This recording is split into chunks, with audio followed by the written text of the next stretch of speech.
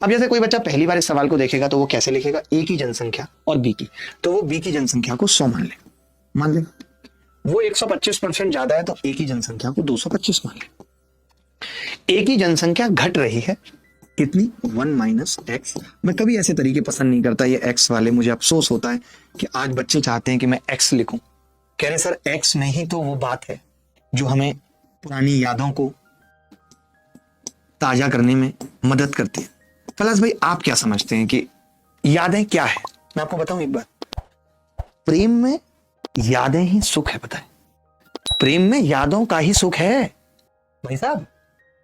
जो एक टीस उठती है ना वो प्रमाण है प्रेम का, जो टीस उठती है यादों में, तो यादें ही सुख है, इसीलिए हमने भी अब एक्स ले लिया।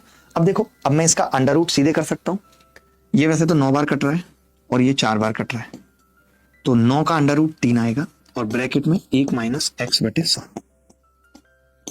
4 का अंडर रूट 2 आएगा और 1 प्लस एक्स बटा 100, ठीक है।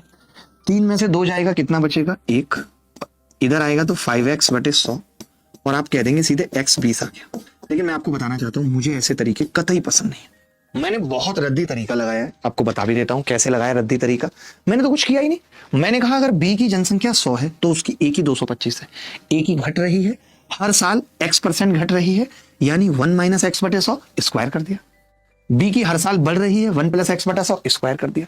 बट क्या ये सब तरीके लगाने चाहिए पेपर में? देखिए अगर आपको कुछ नहीं आता तो लगा लीजिए, बट मैं ऐसे तरीकों को अप्रिशिएट नहीं करता, आप बाद में कॉपी कर लीजिएगा, मैं आपको अपना तरीका बताता हूं। मुझे ये सवाल करना होता पेपर में तो मैं कैसे करता, मुझे क्या आना चाहिए था।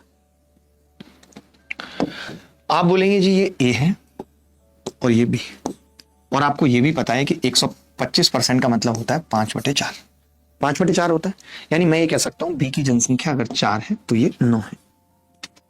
अब आपको पता है 2 बार होना है कार्यक्रम, एक्स 2 बार होना है, तो मैंने कहा अगर 1 बार होता x% घटना तो इसका अंडर रूट ले लेते हैं 3:2। अब आपको पता है कि 3 को घटाना है x% से और 2 को बढ़ाना है x% से, दोनों इक्वल हो जाए, तो मैं जब 3 का x% निकालूंगा और 2 का x% निकालूंगा तो उसका अनुपात 3 और 2 होगा। तो ये जो बीच का अंतर है वो मैं ये कह सकता हूं कि 0.6 इसको कम होना पड़ेगा और इसको 0.4 बढ़ना पड़ेगा, तभी ये 2.4 होगा, ये 2.4 होगा, इसके बीच का गैप इतना ही है। ये मैंने 6-4 क्यों किया, क्योंकि 3 और 2 के अनुपात में लेना था। कोरिया का बच्चा बता सकता है कि अगर 0.4 2 का ले रहा हूं इसका मतलब क्या है, 20%। मुझे एक्स पसंद नहीं है, मुझे एक्स पसंद नहीं, क्योंकि अगर मुझे एक्स पसंद होती तो वो एक्स ही नहीं होती, अगर एक्स पसंद होती तो वो एक्स ही नहीं होती।